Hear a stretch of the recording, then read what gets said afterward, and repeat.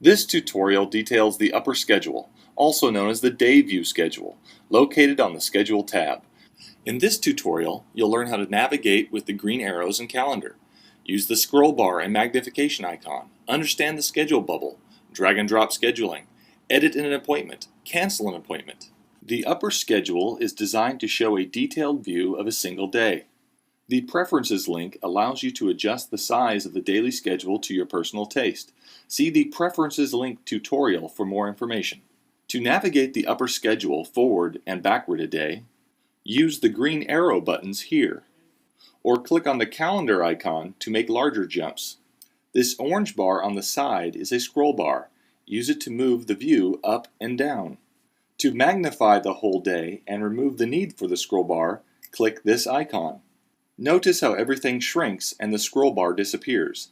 This is nice. However, if you have 100 patients scheduled for a single practitioner on a particular day, you can imagine how interesting this view may be. Hence the other view, with the scroll bar.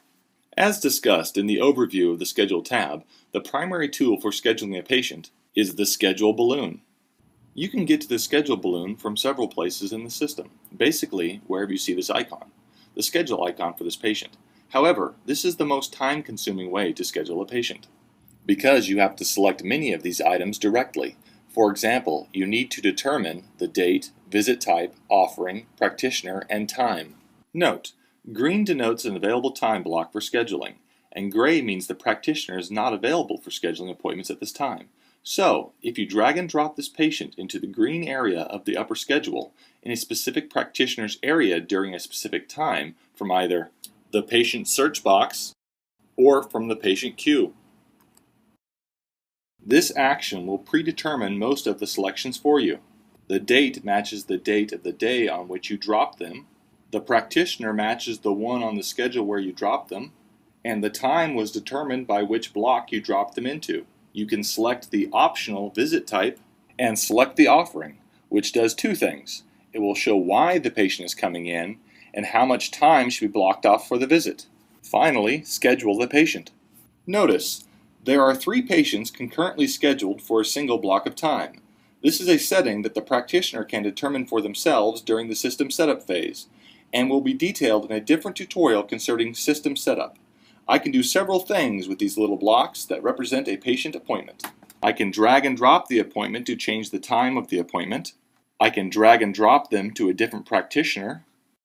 If I mouse over the appointment, it tells me who is coming in and why. Notice that the Appointment Edit button appears as well. Click this, and a balloon that lists all of the patient's upcoming appointments and phone number is displayed. Select the Edit Appointment button to reopen the schedule balloon for this appointment, or select the Cancel Appointment button if this patient wants to cancel this appointment without rescheduling, a point at which traditionally a patient's potential to not return is highest. You have 2 primary options here. First, if you want to cancel this appointment without placing an item on the callback work list, simply click Submit without making any notations or selections on the screen, and the appointment will simply come off the schedule.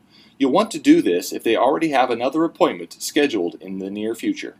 However, if you do want a reminder to be placed on the callback work list located in the Business tab, select a reason for the cancellation here.